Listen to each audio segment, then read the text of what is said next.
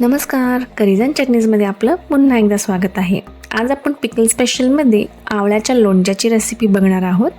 आवळा हे खूप गुणकारी असल्यामुळे आपल्याला त्याचं सेवन केलं पाहिजे। सो त्यासाठीच आज आपण आवळ्याच्या लोणच्याची रेसिपी बघणार आहोत। चला तर मग सुरू करूयात। इथे मी पाव किलो आवळा घेतलेला आहे आणि हे आवळा मी स्वच्छ धुवून घेतलेला आहे।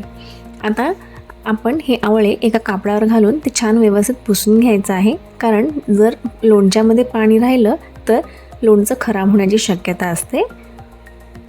आता स्वच्छ पुसून घेतलेली आवळे आपल्याला चिरून घ्यायची आहेत। सो दाखवल्याप्रमाणे आपण आवळ्याच्या फोडी करून घेऊयात। तुम्हाला हवं तसं तुम्ही फोडी करू शकता। इथे मी उभ्या चकत्या करत आहे। आता इथे आपले सगळे आवळे जे होते ते सगळे चिरून तयार झालेले आहेत।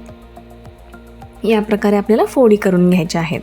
मसाल्यासाठी आपण सुरुवातीला अर्धा चमचा मेथी दाणा छान भाजून घेणार आहोत मंद आचेवरती, जोपर्यंत ह्याचा रंग जो आहे तो हलकासा बदलत नाही।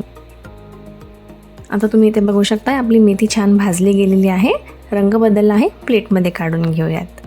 त्याच पॅनमध्ये आपण 1 चमचा एवढं जिरं घालून घेऊयात। हे जिरं देखील आपल्याला मंद आचेवरती खमंग भाजून घ्यायचं आहे। रंग हलकासाच बदलला हवा।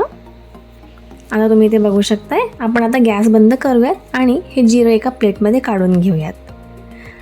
आता तुम्ही इथे बघू शकताय आपला गॅस जो आहे तो बंद आहे। त्यात आपण आता 2 टेबलस्पून एवढी मोहरी घालणार आहोत। जिरं भाजल्यामुळे पॅन गरम होतं, सो त्यासाठी आपण गरम पॅनमध्ये फक्त हे मोहरी गरम करून घेणार आहोत। आपल्याला ही मोहरी भाजायची नाही आहे। आता आपण हे मोहरी देखील एका प्लेटमध्ये काढून घेऊयात। आता हे तिन्ही साहित्य थंड झाले की आपण सुरुवातीला मिक्सरच्या भांड्यात भाजलेली मोहरी, भाजलेली मेथी दाणा आणि भाजलेलं जिरं घालून घेणार आहोत आणि हे आपल्याला मिक्सरवरती फिरवून घ्यायचं आहे बारीक असं। आपल्याला हे खूप जाडसर नाही ठेवायचं आहे, अगदी बारीक पण नाही फिरवायचं आहे, थोडंसं रवाळ असं आपल्याला हे फिरून घ्यायचं आहे दाखवल्याप्रमाणे। आता एक आपल्याला तडका तयार करायचा लोणच्यासाठी। सो त्यासाठी इथे मी अर्ध वाटी तेल घेतलेलं आहे आणि 1 चमचा मोहरी घालत आहे। मोहरी छान तडतडायला हवी।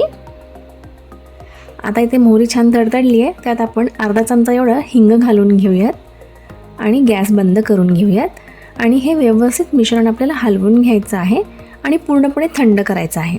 तोपर्यंत आपण जे आवळा चिरून घेतलं होतं त्यात आपण 10 ते 12 लसणाच्या पाकळ्या, 2 चमचे मीठ घालून घेऊयात। मीठ आपल्या आवडीनुसार आपण कमी जास्त करू शकतो।